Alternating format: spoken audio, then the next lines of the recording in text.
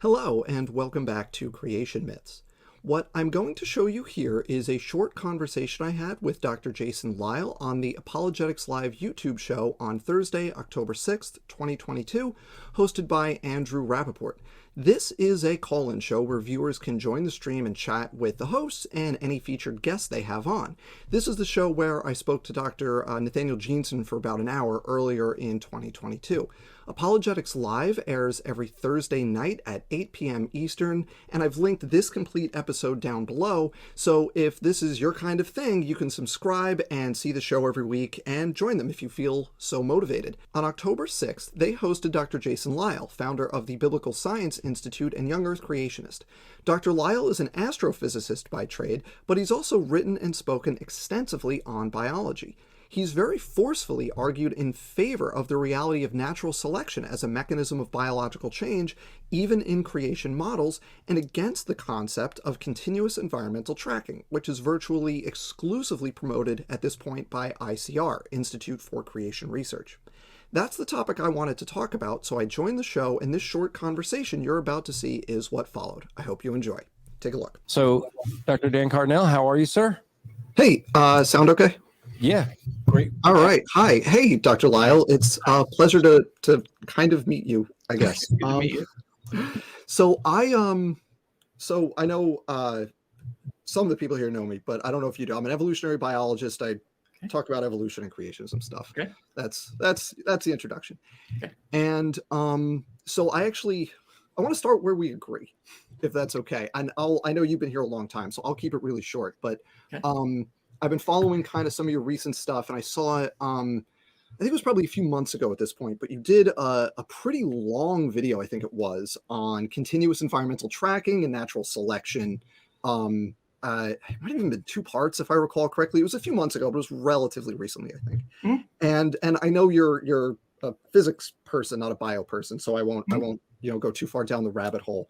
But I want to start with that because I think I watched that video, and uncharacteristically for watching something by a young earth creationist, I was watching that. I find myself going, yes, that makes sense. I agree with a lot of what you're saying. So I just want to kind of confirm with you. I want to see if I correctly understand your position based on what I've seen, that like natural selection, obviously we're going to disagree on like the scope of evolutionary processes and what they can accomplish over whatever time frame we're going to talk about. But in the, let's limit it to so-called microevolution, right? Within populations, we can agree that like natural selection is a real mechanism that causes alleles to change frequency in populations, kind of the most basic definition of evolution, right? Just little allele frequencies changing over generations, and natural selection is one mechanism that can accomplish that. And that's something that we can see, and we can document that and measure it and like follow allele frequencies and predict, this is beneficial. We expect to see it increase, and we can actually verify that. So this is interesting to me because one thing that I really find interesting as I'm diving into like the real nuts and bolts of young earth literature is where the different models disagree with each other. So obviously there's this alternative model, continuous environmental tracking, that for people who aren't familiar with it, it's kind of this idea that organisms are able to kind of consciously respond to their environment. And that's the adaptive mechanism that rejects natural selection is the thing that happens. You've responded very strongly against that. Dr. Nathaniel Jeanson has very strongly, he did a whole thing, even when he was still at ICR, if I recall correctly, writing about that topic. But so I just want to see if it's okay with you. And again, I don't want to take too much of your time because it's a pretty straightforward kind of thing that I'm curious about. It really is just me being curious. What for you is kind of the extent of natural selection? Is it something that is could lead to speciation, for example? Or yes, is it can lead to speciation. I would say it only removes unsuccessful cases. It doesn't produce successful cases. Yeah, the net effect is to decrease the level of genetic variation within a population. You have different variants, and the worst ones end up being kind of filtered out. That's the idea. Yeah.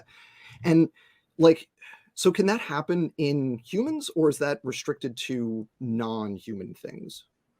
Well, yes. I mean, we're subject to natural selection. We kind of we get around it a little bit because we can manipulate our environment in a greater way than many other organisms. Yeah. But if you're asking, could it lead to speciation in humans? That's an interesting question. I wasn't specifically, but okay. you know, I just meant in general. Yeah, it affects all living organisms, but we can get around it a little bit because we manipulate our environment and we can move.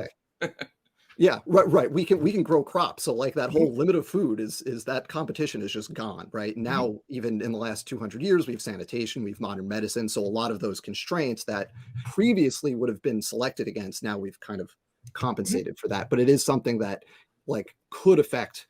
It's a mechanism that, you know, humans are not exempt from natural selection is the idea, which is great because obviously I think the same thing. I think, you know, we've obviously relaxed natural selection over the last few, you know, millennia, but certainly centuries in particular. So that's where a lot of,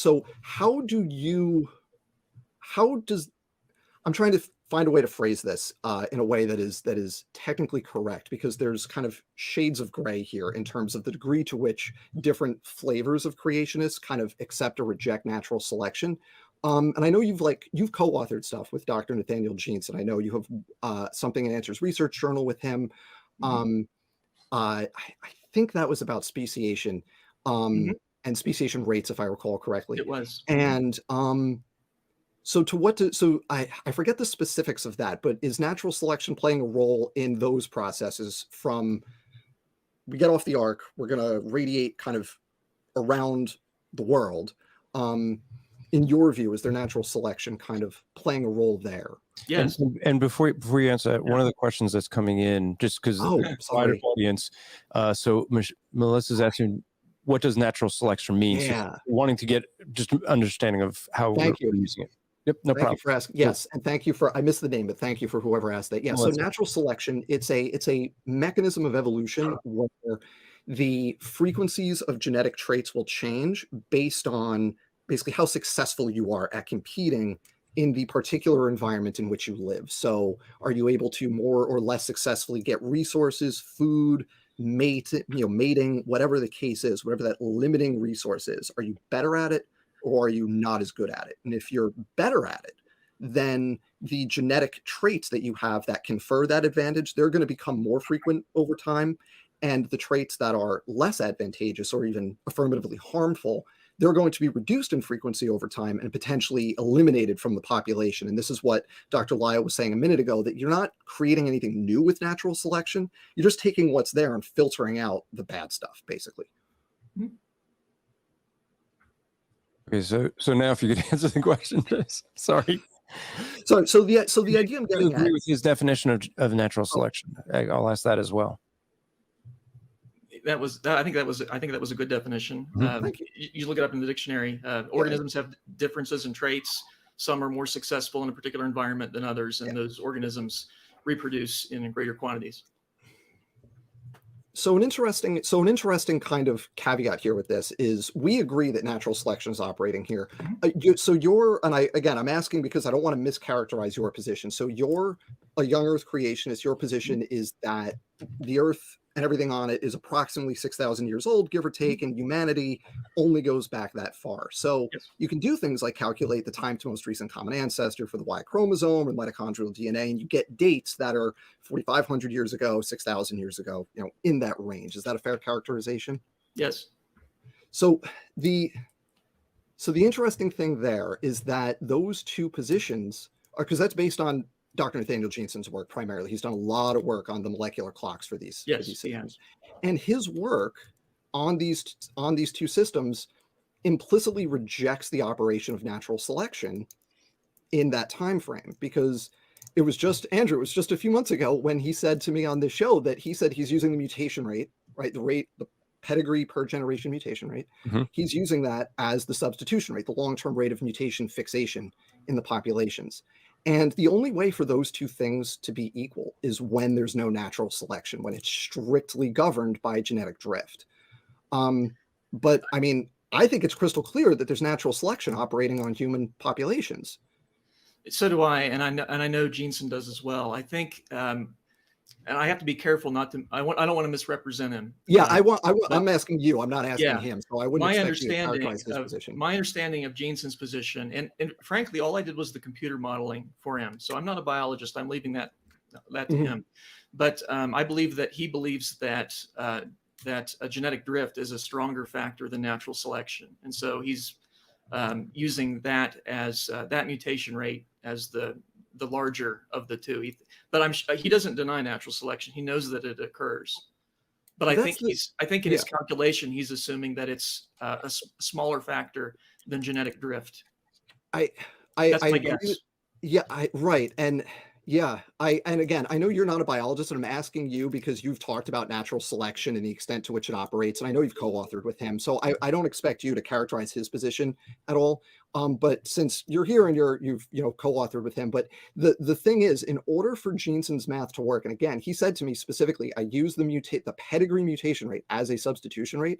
In order for that to be true, the selection it can't be less of a factor than genetic drift. It has to be strictly zero, because if there is selection, you are necessarily reducing the rate at which mutations are going to accumulate by removing things from the population faster than they would be lost due to drift. And you're also, if you have a population, right, and say somebody gets a really bad mutation and they're not going to have any kids, right, they're not going to survive. If they have any other unique variants with them in their own genome that nobody else has, right, those variants might be neutral. Doesn't matter. They're not going to just persist via drift. They're going to get washed out too when you select against that one really bad thing. So the idea that we can calculate backwards strictly basing our molecular clocks on drift, I mean, I've read Jeanson's work where he enthusiastically endorses the reality of natural selection happening, and other young Earth creationists that then rely on Jeanson's molecular clocks work.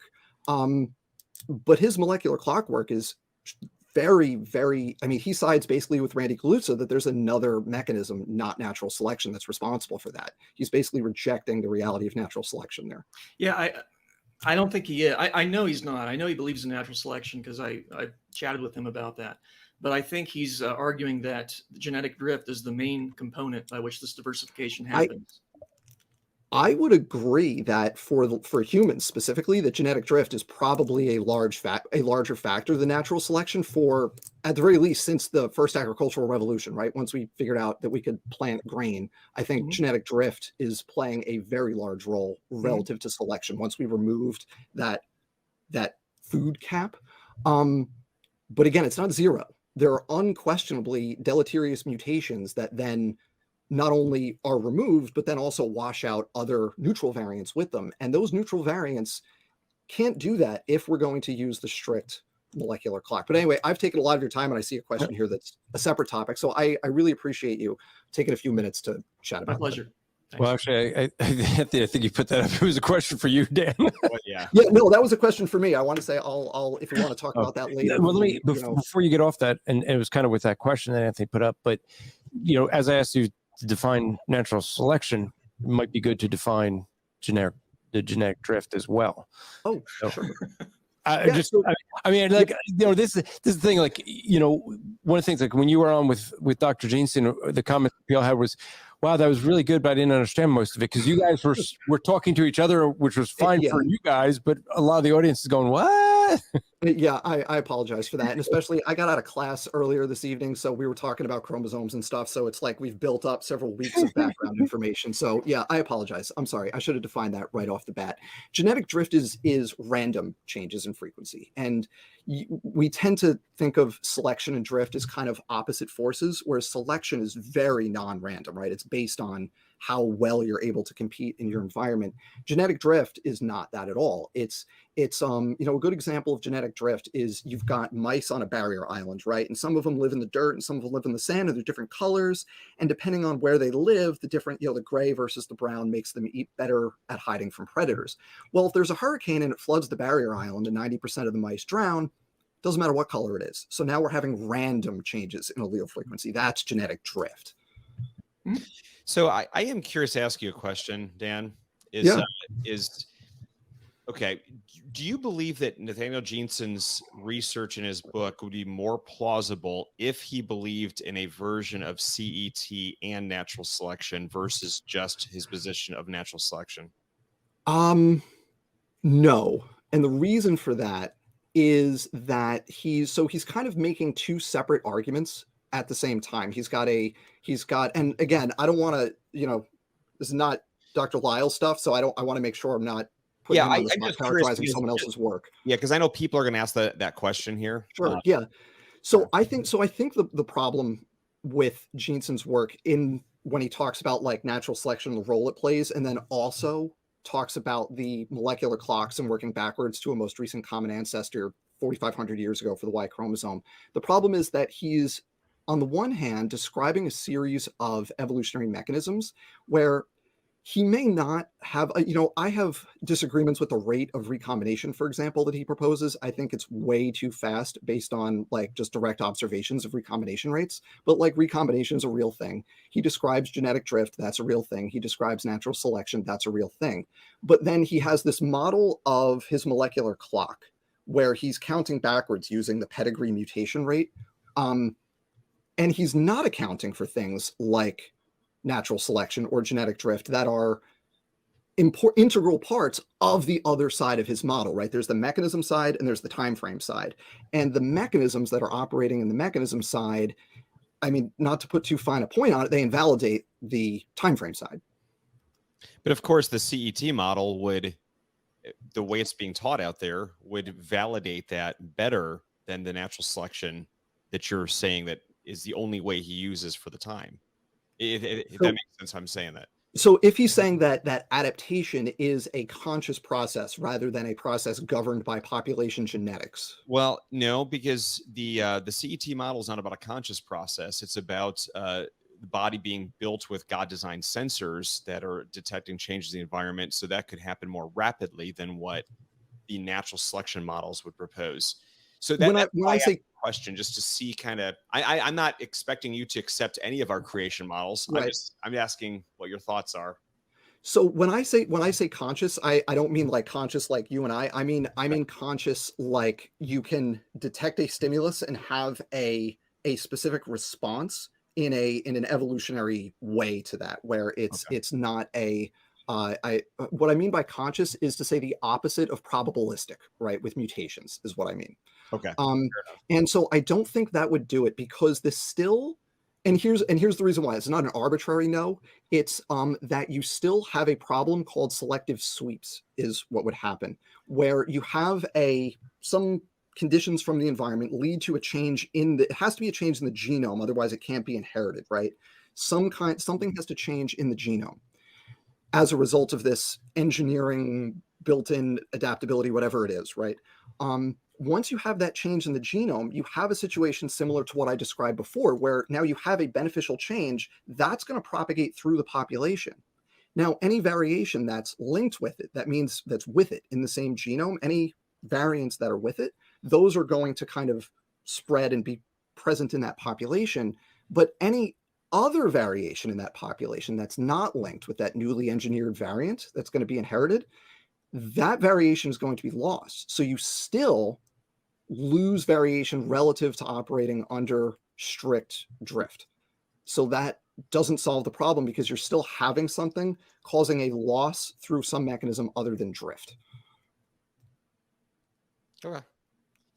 Yeah, I don't want to get too deep in it's all good. Especially with Nathaniel not being here, but I was just kind of curious your quick so answer. I guess, Anthony, this is something that popped up for you from Dr. Duff.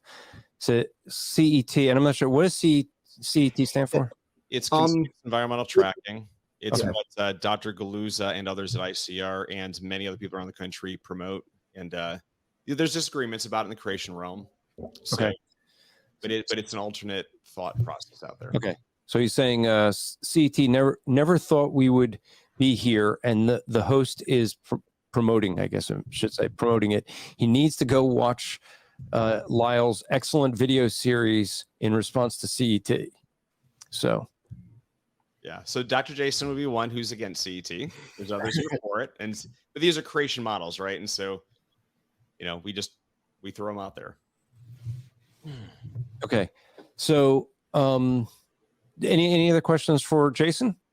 No, thank you. I appreciate you, Jason. I appreciate you staying here so late. I really appreciate it. I work late on Thursdays, so I was surprised I was able to jump in. Thank you. Okay, my pleasure. So that was my brief talk with Dr. Jason Lisle on the reality of natural selection and the implications of natural selection for creation models.